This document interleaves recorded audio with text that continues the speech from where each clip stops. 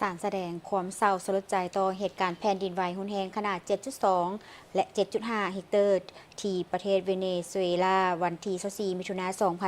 2026 จากพระประธานท้องสวรรค์พรหมวิหารรองนายกรัฐมนตรีกระทรวงการต่างประเทศ แห่งสาธารณรัฐประชาธิปไตยประชาชนลาวส่งถึงพระประธานอีวาน กินปินโต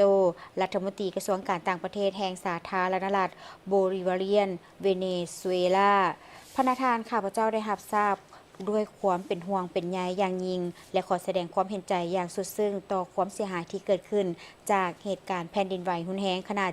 7.2 และ 7.5 เฮกเตอร์ที่เวเนซุเอลาในวันที่ 24 มิถุนายน 2026 ซึ่งได้เหตุให้มีผู้เสียชีวิตบาดเจ็บเป็นจำนวนหลายและสร้างความเสียหายอย่างหนักต่อทรัพย์สินอยู่นครหลวงคาราคัสและเขตใกล้เคียงในนามกระทรวงการต่างประเทศและประชาชนแห่งสาธารณรัฐประชาธิปไตยประชาชนลาวข้าพเจ้าขอแสดงความเห็นใจอย่างจริงใจ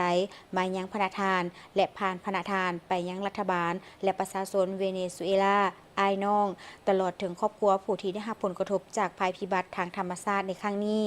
พวกเขาเชื่อมั่นอย่างนักแน่นว่าด้วยความพยายามอย่างบ่ฮู้อิดเมื่อยของรัฐบาลเวเนซุเอลาประชาชนเวเนซุเอลาจะสามารถผ่านความยุ่งยากที่เกิดขึ้นจากเหตุการณ์ในครั้งนี้ไปได้และฟื้นฟูบรรดาเขตที่ได้รับผลกระทบให้กลับคืนสู่สภาพปกติโดยไว